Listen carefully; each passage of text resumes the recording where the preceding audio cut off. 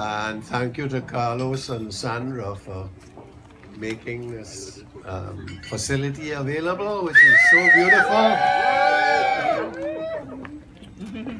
And a few weeks ago, I asked Sandra, do you think I should say a few words? And Mark wasn't in the conversation, but I could hear him thinking, that is a contradiction in terms. Martin and a few words don't go together. Right. So anyway, I will try to keep it brief. And what I've decided really is to use this opportunity. Anyway, so to really say thanks specifically to a few people who have, in my life, made a great difference to us. And I think it's particularly important because we are in a situation where it is easy to get carried away in the tide of cynicism. Right. I am not for that.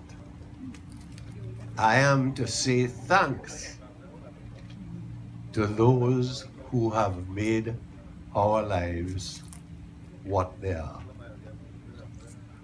The first mention I want to make is of those who are not here, because I'm the last of 9 boys, only one of whom is still alive. He is 90 and couldn't make it, but his daughter and her husband are here. And that is particularly great because they all had a part in who I am. Apart from anything else, I was the last in line for the one bathroom. And I didn't always smell so good. But after that, the first person, obviously, that I must mention is Kathleen. She's always been behind me. No, sorry, I walk behind her. I am Prince Philip. I follow the Queen. But many here know Kathleen, including my Bajan friend here, and some of Lisa's friends.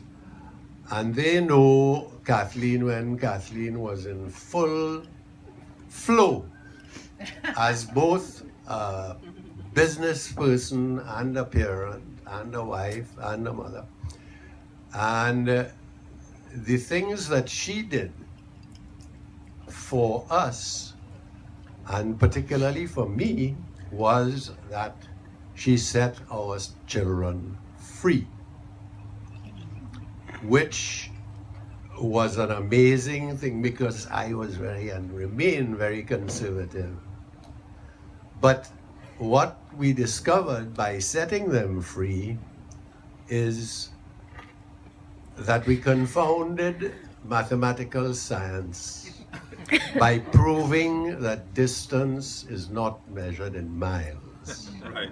And so they've always come back, as they did 18 years ago when our lives were upside down, when Kathleen had a major illness on her own in Panama.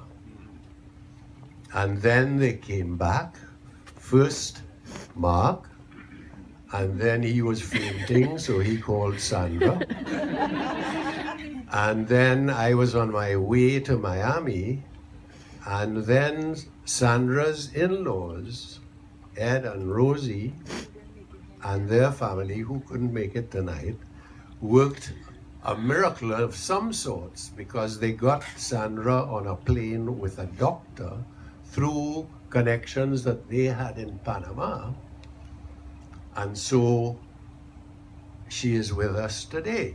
But, so thanks to them. And then on my left, Dr. Melvin Akal, and his family, and they became the real factor on a long-term basis of bringing Kathleen back from disaster. And Mel and his daughter Siri, not the one you talked to in the car, they came every morning on their way to work. They were both, of course, doctors. And every evening on their way back home, I can't tell you for how long. And it was new blood work every day and the most extraordinary love and attention you could ever believe. So that continues, and they're here tonight. Amazing.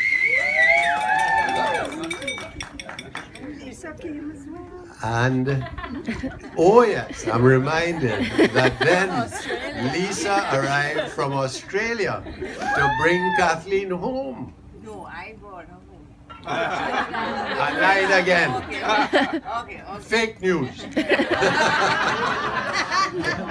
So anyway, the end result of all of that was a big change in our lives, but she's still here, still beautiful, and still keeping me going. After November will be 58 years. Right? So final one, keeping it short, is that we have wonderful grandchildren, nephews, nieces, all kind of things. But I'm sorry to say to all of you that it is not that I love you less, but that I cannot love my children more. My father would say this, I can read this. So have a good time. And cheers. Does everybody have champagne or whatever it is? Roger.